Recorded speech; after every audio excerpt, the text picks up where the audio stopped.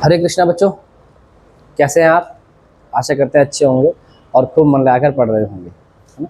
भाई ये पीछे पर्दे करके आ जाना ठीक से। कल हमने जो महाजनपदों का उदय था उसके राजनीतिक विस्तार को स्टार्ट किया था। अब राजनीतिक विस्तार में आपको ये पता चल गया था कि इसमें हमें क्या पढ़ना है, महाजनपद में राजा पढ़ना है, कौन कौन से महाजनपद में कौन कौन से राजा हुए। और राजा जो हैं वो राजा इन 16 महाजनपदों में किस प्रकार से आए, तो उन राजाओं का क्रम देखना है और साथ ही साथ साम्राज्य का विस्तार देखना है। तो इन चीज़ों को आज हमें कवर करना है ना। अब एक एक चीज़ें चलेंगी, आराम आराम से चलेंगी, तेज नहीं चलेंगी बिल्कुल भी, खूब आराम से ही पढ़ाऊंगा मैं। तो आपको पहले तो ये याद रहना चाहिए, अब मैंने बताया था पहले था वैदिक काल और फिर था बुद्ध काल। तो बुद्ध काल का जो टाइम पीरियड था वो बताया था आप लोगों को 600 से 400 ईसा पूर्व तक। 600 से 400 बीसी या बीसीई बोल दो, कोई प्रॉब्लम नहीं है, या ईसा पूर्व बोल दो। तो 600 से 400 ईसा पूर्व तक का जो समय रहा वो रहा बुद्ध काल का, ये मैंने आपको बताया था, है ना। तो इस बुद्ध काल का समय 600 से 400 ईसा पूर्व का हमने देखना है। उत्तर वैदिक काल के बाद जो जनपद थे वो महाजनपद में बदलने लगे थे, ये मैंने आपसे बताया था। और महाजनपदों में हमने ये देखा था किस प्रकार कबीलाई जीवन में दरार पड़नी शुरू हुई थी। और कबीलाई जीवन में जब दरार पड़नी शुरू हुई थी तो क्षत्रियों की शक्ति बढ़नी शुरू हुई थी और उन्होंने क्षेत्र का विस्तार करना शुरू करा था। इस प्रकार से जनपद महाजनपद में बदलने शुरू हुए थे। तो ये यहाँ तक का हमने आप लोगों को कल बताया था। और 4 बड़े साम्राज्य बताए थे, महाजनपद बताए थे, जिसमें था मगध, अवंती, वत्स और कौशल। ये 4 बताए थे, सॉरी। महाजनपदों ने 6 शताब्दी ईसा पूर्व में राज्य का विस्तार किया था। साथ ही साथ कौशल, धान्य, व्यापार, वाणिज्य का उत्कर्ष हुआ था। यही कारण है कि भारत के राजनीतिक इतिहास का प्रारंभ 6ठी शताब्दी ईसा पूर्व से माना जाता है। ये बताया था कि भारत का जो राजनीतिक प्रारंभ है वो 6ठी शताब्दी ईसा पूर्व से माना जाता है। कारण क्या था कि उसी समय जनपद महाजनपदों में बंटने शुरू हुए थे या बनने शुरू हुए थे। तो भारत का जो राजनीतिक विस्तार है वो कब से देखा जाता है? 6ठी शताब्दी ईसा पूर्व से देखा जाता है। लोहे के हथियारों का प्रयोग ज़्यादा होने लग गया था, लोहे का उपयोग ज़्यादा होने लग गया था, तो इसलिए क्षत्रियों की शक्ति में बढ़ोतरी हुई थी, बताया था मैंने, वृद्धि हुई थी, जिससे ऋग वैदिक कबीलाई जीवन में दरार पड़ने लगी थी और लोगों में क्षेत्रीय की भावना जागृत होने से नगरों का निर्माण होने लगा था। और इन सब का सम्मिलित परिणाम यह हुआ था कि उत्तर वैदिक काल के जनपद जो थे वो महाजनपद बन चुके थे। यहाँ तक हमने कल पढ़ लिया था। अब इन महाजनपदों में से कुछ थे गणतंत्र और कुछ थे राजतंत्र।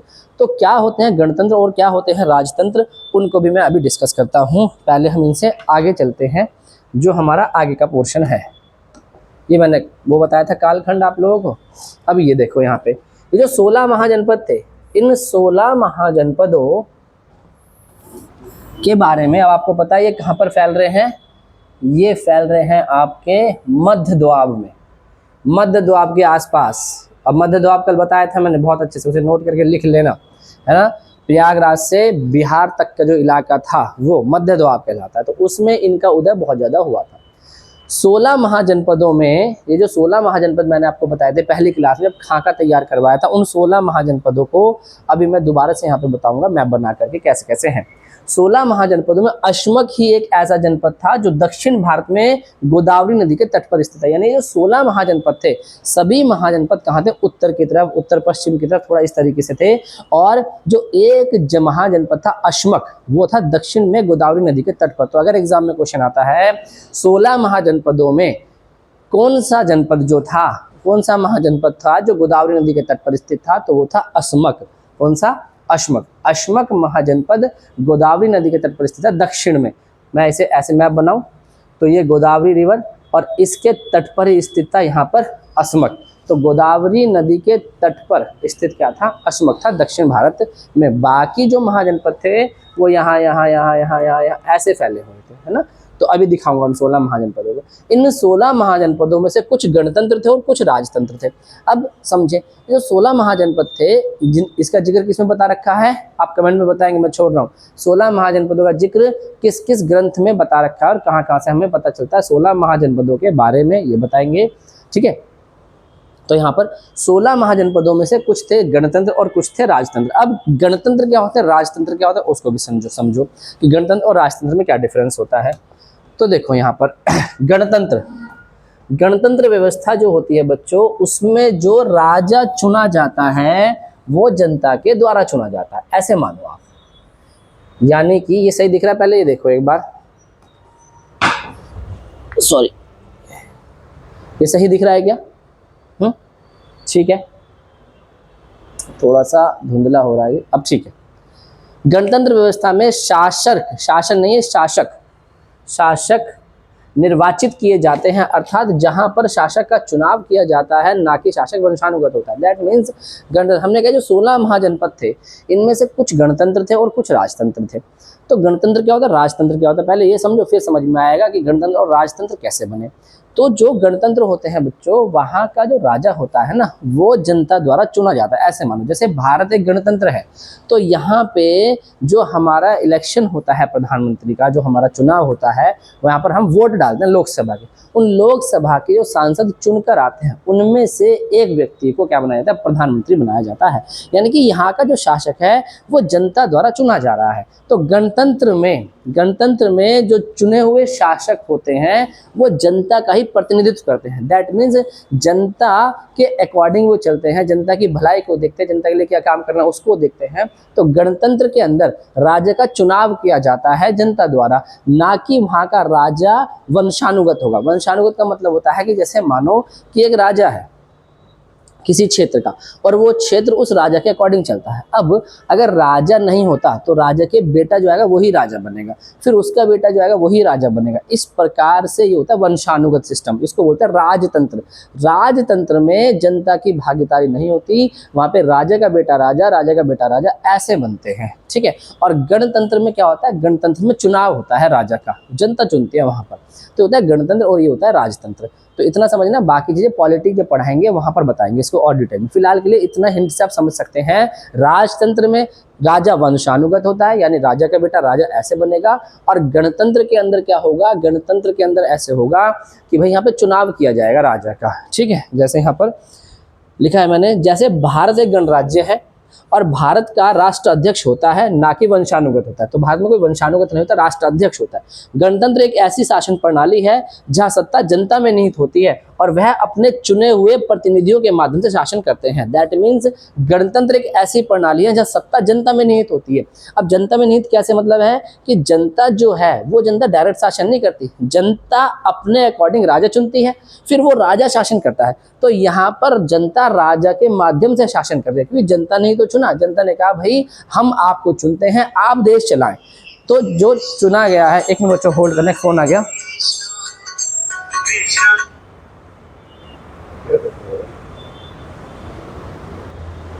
ठीक है बच्चों, तो गणतंत्र एक ऐसी शासन प्रणाली है जहां सत्ता जनता में नहीं होती। तो सत्ता किसमें नहीं होती, जनता में। इसको यहीं पे समझना, फिर पॉलिटी में और अच्छे समझ में आएगा। तो गणतंत्र में कुल मिलाकर राजा वंशानुगत नहीं होता, जनता द्वारा चुना जाता। अब जिसने, जैसे मानो कि मैंने ये कहा भाई हमारा देश है, भारत देश है, हमने कहा कि यहाँ की जनता ने चुन करके एक राजा बनाया, जैसे प्रधानमंत्री बना दिया। अब प्रधानमंत्री देश के लिए काम कर रहा है, तो यहाँ पर प्रधानमंत्री को जो चुना गया है वो जनता द्वारा ही तो चुना गया है, तो इनडायरेक्ट वे में जनता ही तो काम करवा रही है, ऐसे बताया जाता है। तो गणतंत्र व्यवस्था में राजा जो होता है या शासक जो होता है वो जनता के अकॉर्डिंग काम करता है, देश की भलाई के लिए काम करता है, ऐसे काम करता है। जबकि राजतंत्र में कोई चुनाव नहीं होता, राजतंत्र में राजा तो वंशानुगत चलता है, राजा का बेटा राजा, राजा का बेटा राजा, राजा का बेटा राजा, वहाँ पर कोई चुनाव नहीं होता। समझ में आया? तो यही वाली बात लिख रखी थी, इसका स्क्रीनशॉट ले लें, समझ में आएगा, पढ़ के देख लो। गणतंत्र व्यवस्था में शासक निर्वाचित होते हैं, अर्थात जहां पर शासक का चुनाव किया जाता है, ना कि शासक वंशानुगत होता है, उसे कहते हैं गणतंत्र व्यवस्था। जैसे भारत एक गणराज्य है और भारत का राष्ट्राध्यक्ष जो होता है वो वंशानुगत नहीं होता। गणतंत्र एक ऐसी शासन प्रणाली है जहां सत्ता जनता में निहित होती है, क्योंकि जनता ही चुन रही है, जनता में निहित होती है, और जनता अपने प्रतिनिधित्व के माध्यम से शासन करती है। यानी कि जनता ने जिसे चुना अब वो शासन कर रहा है, तो दैट मीन्स जनता ही शासन कर रही है, तो अपने प्रतिनिधित्व के माध्यम से वो शासन कर रही है। तो ये हुआ गणतंत्र में। अब यहीं पे आप राजतंत्र भी समझ लो एक बार।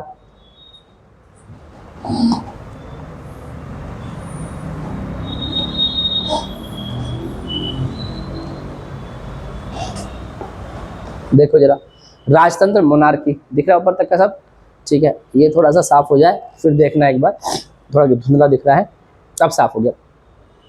राजतंत्र में शासक वंशानुगत होता है, ये वंशगत नहीं है, वंशानुगत, वंशानुगत बोल रहे हैं, वंशगत बोल रहे हैं, एक बात, वंशानुगत होता है, जैसे राजा का बेटा राजा, अभी मैंने बताया था। 16 महाजनपदों में से वज्जी और मल में गणतंत्रात्मक व्यवस्था थी, ये हो गया इंपॉर्टेंट पॉइंट। जब हमने कहा 16 महाजनपद में कुछ गणतंत्र थे और कुछ राजतंत्र थे। गणतंत्र में जनता द्वारा चुनाव होता है, राजतंत्र में वंशानुगत चलता है, राजा का बेटा राजा। तो अब हमें ये पता चलना चाहिए इन 16 महाजनपदों में कौन गणतंत्र था, कौन राजतंत्र था। तो इसके अंदर जो वज्जी और मल्ल थे, वज्जी और मल्ल, ये दो गणतंत्र थे, बाकी जो शेष थे वो क्या थे, वो आपके राजतंत्र थे, ठीक है ना। तो 16 महाजनपदों में वज्जी और मल्ल गणतंत्रात्मक व्यवस्था थी, बाकी शेष में राजतंत्रात्मक व्यवस्था थी। चंपा, राजगृह, श्रावस्ती, काशी, कौशाम्बी, साकेत आदि बहुत से जिसमें राजतंत्र में थी। महापरिनिर्वाण सूत्र में एक बौद्ध धर्म का ही एक ग्रंथ है, महापरिनिर्वाण सूत्र, बौद्ध धर्म से संबंधित है और यह महात्मा बुद्ध के देहांत और परिनिर्वाण से भी संबंधित है, महापरिनिर्वाण सूत्र।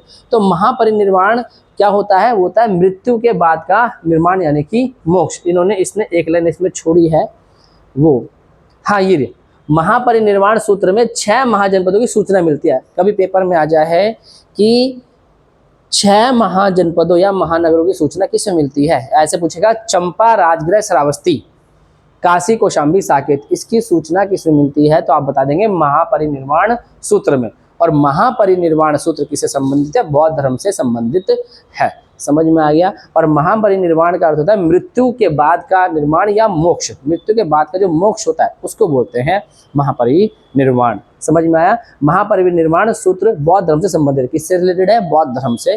तो महापरिनिर्वाण बौद्ध धर्म से रिलेटेड है। इसका अर्थ होता है मृत्यु के बाद का मोक्ष। इसके अंदर 6 महानगरों की सूची दी गई है, तो इस तरीके से इसका इंपॉर्टेंट रोल अदा होता है, तो वो हमने बता दिया। अब यहाँ पर कुल मिलाकर आपको ये समझ में आया कि 16 महाजनपद जो थे, उन 16 महाजनपदों का जिक्र किसमें मिलता है। उन 16 महाजनपदों में से अश्मक किस नदी के तट पर था, यानी गोदावरी नदी के तट पर था। उन 16 महाजनपदों के बारे में किसमें दिया है, बौद्ध धर्म के अंगुत्तर निकाय में और जैन धर्म के भगवती सूत्र में दिया है। इन 16 महाजनपदों में से गोदावरी नदी के तट पर अश्मक मिलता है जो दक्षिण भाग में पड़ता है। इन 16 महाजनपदों में से कुछ गणतंत्र थे और कुछ राजतंत्र थे। जो गणतंत्र थे वो थे आपके मल्ल और वज्जी, और बाकी जो थे वो राजतंत्र थे।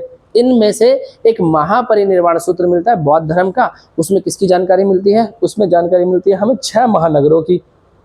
वो यहाँ लिखा है चंपा, राजगृह, श्रावस्ती, काशी, कौशाम्बी, साकेत, ठीक है, इनकी जिक्र मिलती है। ये मैंने एक्स्ट्रा डाल दिया, आएगा नहीं क्वेश्चन, अगर आ जाता है तो फिर भी हम इसे पढ़कर जाएंगे। तो यहाँ तक हुआ हमारे 16 महाजनपद। अब जो 16 महाजनपद हैं, इन 16 महाजनपदों को अब आप देखना ध्यान से, जो मैंने आपको पढ़ाया था।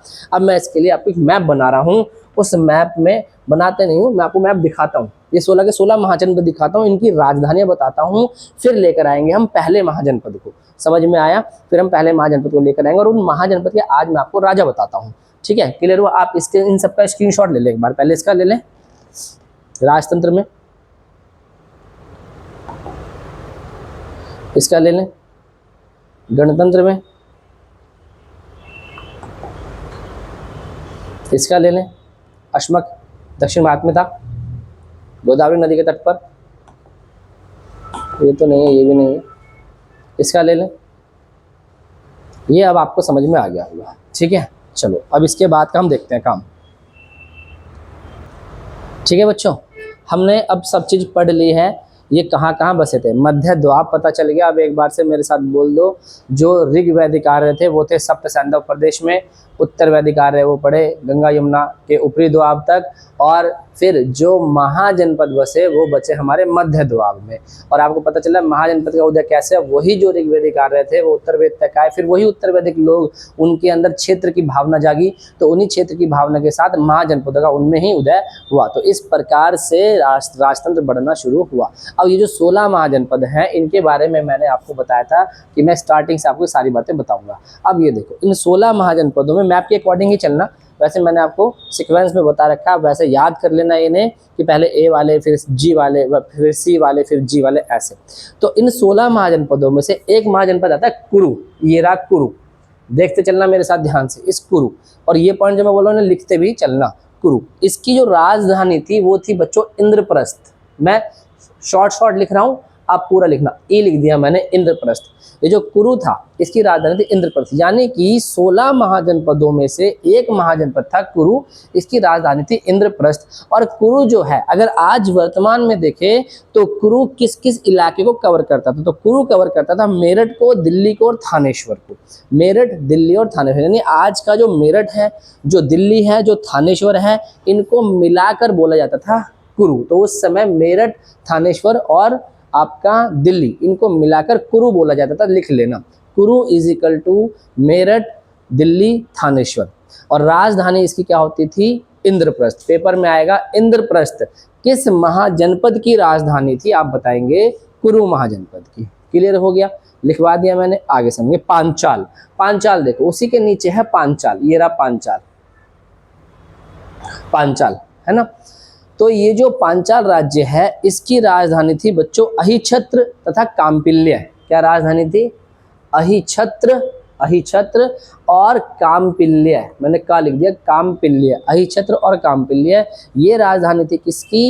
ये राजधानी थी पांचाल की। तो पेपर में आएगा अहिछत्र और काम्पिल्य किसकी राजधानी थी? तो वो थी हमारी पांचाल महाजनपद की। और आज पांचाल कहाँ पड़ता है? बरेली का पार्ट देख ले, बदायूं का देख ले, फर्रुखाबाद का देख ले, इनको मिलाकर बरेली, बदायूं और फर्रुखाबाद, जो आज का बरेली, बदायूं और फर्रुखाबाद है, उनको मिलाकर, उनके आसपास के इलाकों को मिलाकर हमने पांचाल बनाया था, मतलब महाजनपद पांचाल बना था। ठीक है, तो इसको लिख लेंगे, Panchal is equal to Bareilly, Badaun, Farrukhabad.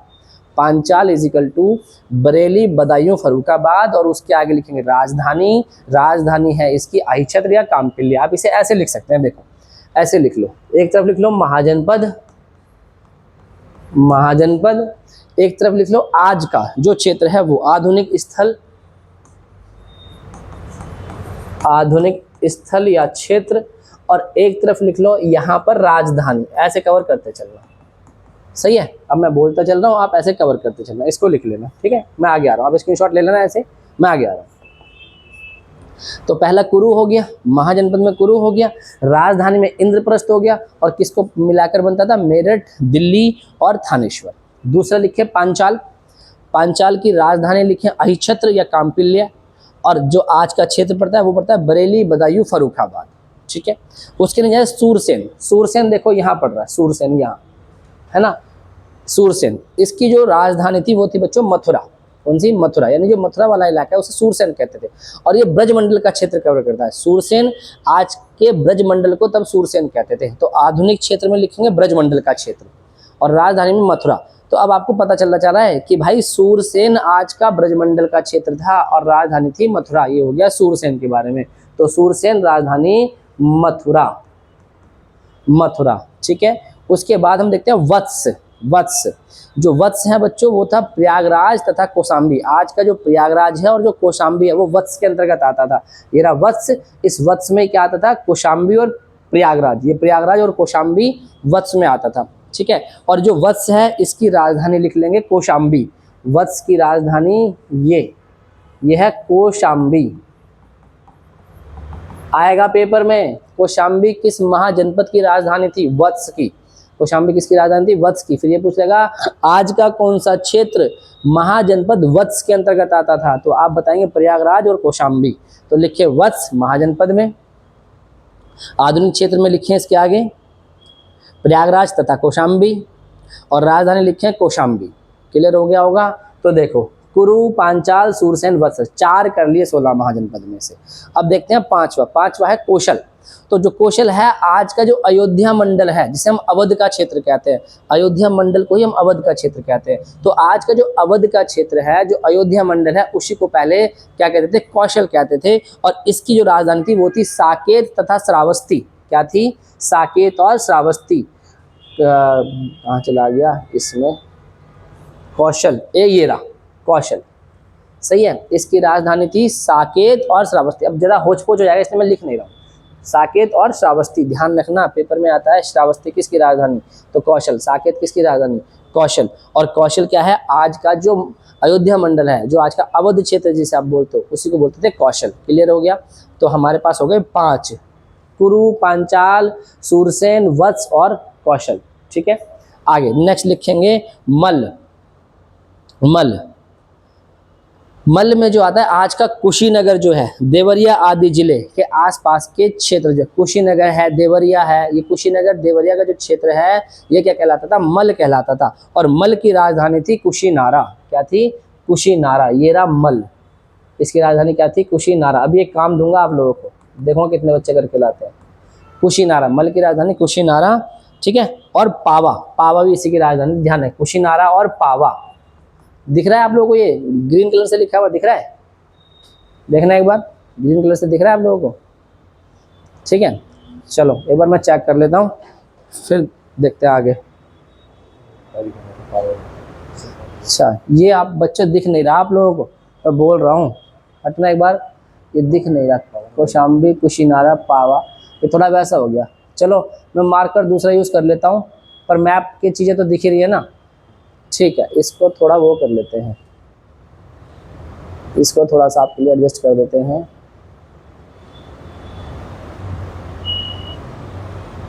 अब देखो, अब ये सही हो गया होगा मेरे हिसाब से, है ना? ठीक है, चलो बच्चों अब ये सही हो गया। अब देखो आप इसको, अब दिख रहा होगा। मैं मार्कर दूसरा ले लेता हूँ यहाँ पर, ध्यान नहीं दिया बिल्कुल भी, कोई नहीं, दोबारा एक बार बता देंगे। चलो सबसे पहले था कुरु, ये था कुरु, ये दिख रहा होगा मार्कर, कुरु। इसकी राजधानी थी इंद्रप्रस्थ। इंद्रप्रस्थ, साथ साथ बोला भी है मैंने चीज़ों को, इंद्रप्रस्थ, ठीक है। फिर था पांचाल, इसकी राजधानी थी अहिछत्र, ठीक है, और काम्पिल्य, अहिछत्र और काम्पिल्य। फिर था सूरसेन, इसकी राजधानी थी मथुरा। मथुरा दिख रहा होगा? अब एक बार चेक कर लेता हूँ मैं, फिर भी दिख रहा होगा, ठीक? हाँ अब ठीक दिख रहा है आप लोगों को, ठीक दिख रहा है, समझ में आ गया बच्चों? चलो अब देख लो, तो यहाँ तक का हो गया था। फिर इसके बाद में बताया था वत्स। वत्स की राजधानी थी कौशाम्बी, ये रहा वत्स, इसकी राजधानी है कौशाम्बी। अब सही दिख रहा होगा, वत्स की कौशाम्बी, सही दिख रहा है। उसके बाद है मल, मल की कुशीनारा और पावा, साथ साथ बोला भी मैंने राजधानी। और मल के आगे लिख लेंगे कुशीनगर, देवरिया आदि जिलों के आसपास का क्षेत्र। मल के आगे कुशीनारा, देवरिया आदि, मतलब कुशीनारा और देवरिया का जो क्षेत्र पड़ता है उसको तब मल महाजनपद कहते थे। उसके बाद आता है काशी महाजनपद, काशी, काशी भी आ गई होगा, ये रहा काशी, है ना। इस काशी में कौन कौन से आते थे? काशी के अंदर आता था आज का जो वाराणसी है ना, जिसे आप बनारस कहते हैं, वही क्या था? काशी कहते थे। तो काशी में आता है वाराणसी और बनारस, तो इसकी जो राजधानी थी वो थी वाराणसी, इसकी राजधानी क्या थी? काशी की वाराणसी। तो लिख ले काशी, काशी के आगे एरो करके लिख लेंगे आज का बनारस या वाराणसी का क्षेत्र, और राजधानी में वाराणसी लिख लेंगे, ठीक है। तो काशी भी हो गया, कुरु हो गया, पांचाल हो गया, सूरसेन हो गया, वत्स हो गया, कौशल हो गया, मल्ल हो गया, काशी हो गया, हो गए, ठीक है। आगे ये हमारे 7 हो गए। अब देखते हैं अंग। अंग था भागलपुर और मुंगेर का इलाका, यानी बिहार वाला इलाका, उसे अंग बोलते थे, अंग। इसकी जो राजधानी थी वो थी चंपा, वेरी वेरी इंपॉर्टेंट, ये रहा अंग। आज का जो बिहार का क्षेत्र है उस समय भागलपुर, यानी आज का जो भागलपुर है और आपका जो मुंगेर वाला क्षेत्र है उसको मिलाकर मल बोला था, सॉरी अंग बोला था। और इसकी राजधानी थी चंपा, बहुत आती है पेपर में कि चंपा किसकी राजधानी थी? अंग की। और आज का भागलपुर का और मुंगेर का क्षेत्र मिलाकर क्या होता बनता है? तब का अंग महाजनपद बनता था। मैंने बहुत अच्छे से क्लियर करा है इन चीज़ों को आप लोगों को, ठीक है। उसके बाद आता है वज्जी महाजनपद। तो वज्जी जो था, वज्जी की राजधानी थी वैशाली, ये रहा वज्जी की राजधानी वैशाली। और वैशाली जो राजधानी थी वज्जी की, तो वज्जी में आज कौन सा क्षेत्र आता है? तो आता है वैशाली, दरभंगा, ये सब बिहार के हैं, वैशाली, दरभंगा, और कुछ नेपाल तथा कुछ मिथिला का क्षेत्र भी आता है, नेपाल का मिथिला वाला क्षेत्र। मतलब कि वज्जी के आगे एरो लगाओ और लिखो वैशाली, कौमा दरभंगा आदि जिले, फिर नेपाल का मिथिला का क्षेत्र, नेपाल का मिथिला का क्षेत्र। तो नेपाल का मिथिला और साथ ही वैशाली, दरभंगा, ये सब किसके अंदर आते थे? आते थे वज्जी में। और इसकी राजधानी थी वैशाली। वज्जी की राजधानी क्या थी? वज्जी की राजधानी वैशाली, वैशाली। ये 10 हो गए, 10 ही लिखेंगे। कल मैं आपको आगे के 6 बताऊंगा, नहीं तो ज़्यादा हो जाएंगे। आपसे एक उम्मीद है कि कल आप इन्हें मैप, एक रुपये का मैप, 2 रुपये का मैप आता है, उस मैप को ले लें, उसमें लिख के देख लें। किसी की राजधानी पूछेगा, किसी का क्षेत्र पूछेगा, तो आपको बताकर आना है। तो अभी भी ये मत सोचना भाई कि यार ये तो आता नहीं है। बहुत से, जैसे बहुत से लोग ही, बहुत से टीचर ही कहते हैं अरे नहीं ये इंपॉर्टेंट नहीं है। आप जरा समझो चीज़ों को कि परीक्षा, परीक्षा का मतलब क्या होता है? पर प्लस इच्छा, पर मतलब दूसरे की इच्छा, तो उसकी जो इच्छा होगी वो वैसे देगा। अगर आपके सिलेबस में ये डाल देना इतिहास, तो फिर वो कहीं से कुछ भी पूछे इतिहास से, आप ये नहीं कह सकते यार ये तो इंपॉर्टेंट था नहीं, हमने पढ़ा नहीं। फिर हम देखते हैं कि रेगुलर जिस पैटर्न पे आ रहा है हम उसी पे तैयारी करते रहते हैं।